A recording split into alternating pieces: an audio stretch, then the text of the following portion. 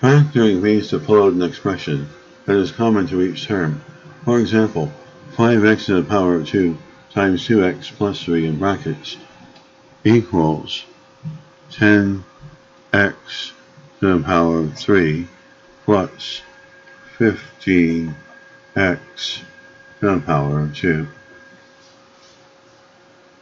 In my next example, we got 18x to the power of 9 plus 24x to the power of 7 equals 6x to the power of 7 times 3x to the power of 2 plus 4 in brackets.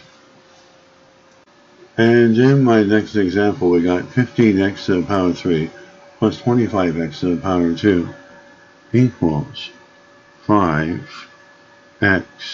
to the power of 2 times 3x plus 5 in brackets.